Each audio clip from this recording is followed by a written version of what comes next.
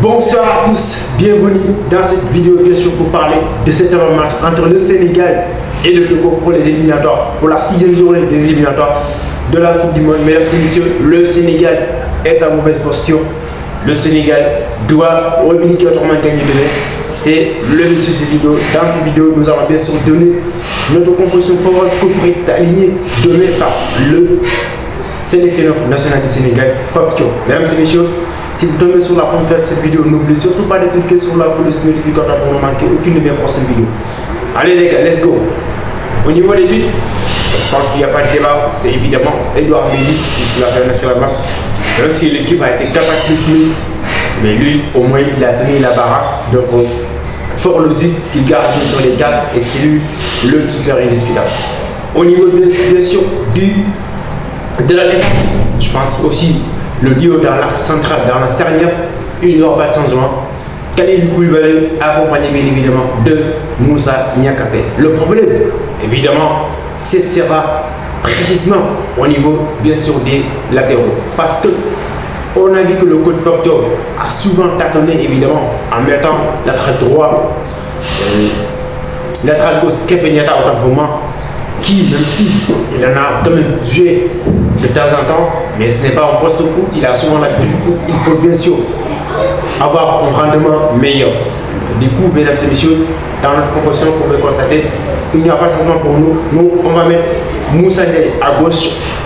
Bien sûr, ces postes de latéral gauche parce que c'est un poste, il faut mettre le joueur qui est bien sûr, qui a des expériences. Même si bien évidemment Moussa Ndiaye, c'est un novice, c'est quelqu'un qui n'a pas eu un temps de jeu requérant, qui n'a pas été souvent appelé en sélection, mais c'est un latéral de métier. Je pense qu'il a le droit bien sûr d'être titulaire pour ces matchs parce que n'oublie pas, notre dernier match, on a été catastrophique sur le plan offensif. Et Moussa Ndiaye, c'est l'une des clés, c'est l'un des joueurs qui peut vraiment nous apporter énormément de choses sur l'aspect offensif. Latéral droite, évidemment, je remets Krépin Diatta pour ses latéral droit parce que évidemment c'est son poste, même si c'est pas sa poste de prédilection parce que je rappelle, mais ces postes là on a l'habitude de voir Krépin Diatta et il a quand même géré à maintes reprises sans faille. C'est fort probable que bien sûr qu'il le gère demain et donc fort logiquement je mettrai Krépin Diatta, même si j'ai vraiment aussi envie de voir Ilaï Camara sur ce côté-là. Et d'ailleurs, on te rappelle, sur le côté gauche, Ilaï aussi peut le jouer. Ilaï Camara, il peut aussi être aligné sur le côté gauche. S'il est aligné aussi, ça ne sera pas une surprise parce que dans son club lui aussi, il joue régulièrement sur ses côtés gauche, sur le latéral gauche. Donc Ilaï Camara, c'est un garçon qu'on a envie aussi de voir. S'il n'est pas du tout titulaire sur le côté droit, donc c'est une possibilité aussi qu'il soit titulaire sur le côté gauche. Évidemment, mesdames et messieurs, c'est ça ma ligne défensive. Au niveau du milieu de terrain, je ne pense pas qu'il y aura énormément de changements. Même si je préfère entre Pape Matar Sarr et Idrissa Gueye, mais n'oublie pas qu'on a en face une équipe très joueuse. Il va falloir que les cadres soient présents. Idrissa Gueye, c'est un bosseur, c'est un récupérateur, c'est un joueur qui peut nous apporter sur le plan technique, je veux dire sur le plan physique aussi de la récupération. Il est mieux pour ça. Son rôle au niveau du point de base, son rôle au niveau bien sûr de la récupération, on a tellement besoin.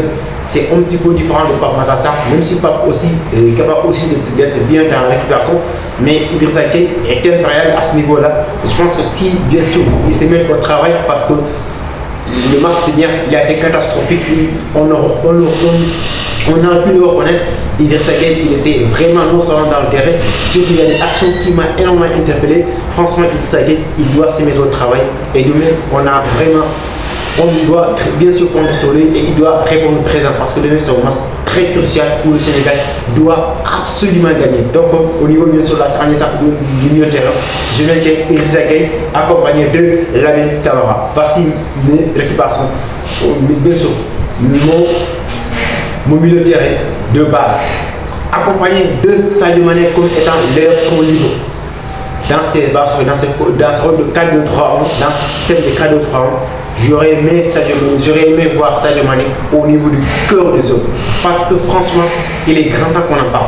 Le niveau de Sadio Mané, on n'en peut plus. Sadio Mané ne peut plus jouer sur le côté droit. Même s'il peut jouer là-bas, ce ne sera pas intermittence. Mais Sadio Mané n'a plus les jambes pour évidemment être régulier pendant plus de 90 minutes. Donc moi je pense que le coach doit vraiment regarder la manière dont il utilise Sadio Mané. Donc Sadio Mané doit être titulaire au niveau du corps des autres, puisqu'il n'y a pas Iliman Ndiaye. Donc lui, il doit être en soutien de l'attaquant.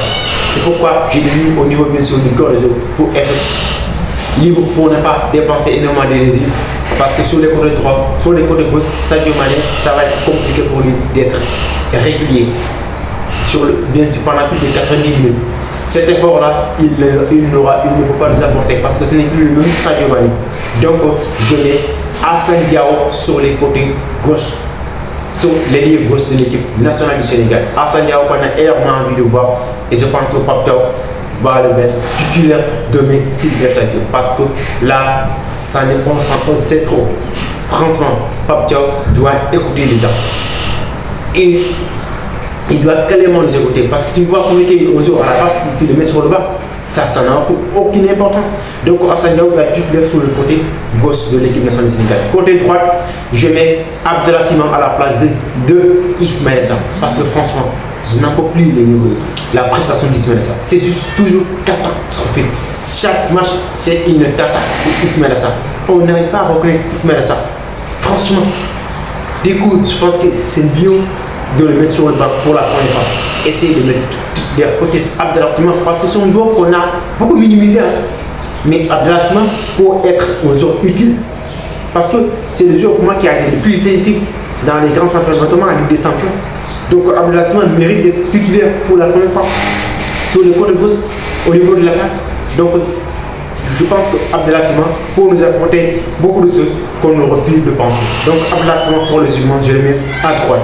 En point qu'on vient voir bien sûr, je mets bien sûr Habib Diallo. Pourquoi? Parce que pour moi, Boulaye Dia m'a clairement déçu lors du dernier match. Franchement, il faut qu'on se dise la vérité. Et Boulaye Dia, il a été catastrophique même si il a été bien sûr bien dans le rôle de distributeur, dans le rôle bien sûr de créateur d'espace. Là, c'est compréhensible. Mais franchement, au niveau de la finition, Boulaye Dia était exécrable. Parce que je ne peux plus bien sûr comprendre jusqu'à présent. Mais comment est-ce possible que Boulaye Dia pour rater cette action à la toute première minute du jeu face à cette équipe du Soudan? L'action où le gardien a littéralement donné cette occasion de but. Boulaye Dia était capable de rater ça. J'imagine les gars, franchement, jusqu'à présent, je n'arrive pas à y croire. Du coup, je mets Boulaye Dia sur le banc pour une punition. En tout cas, ce n'est pas moi qui va prendre les décisions. Les décisions reviennent à Pape Thiaw. Mais franchement, à mon avis, Boulaye Dia doit être sur le banc. Mesdames et messieurs, c'est ça ma conclusion de l'équipe nationale du Sénégal qu'on veut constater. On se retrouve bien sûr pour le match demain, pour le débrief. Mais d'ici là, comme je dis, mesdames et messieurs, prenez soin de vous.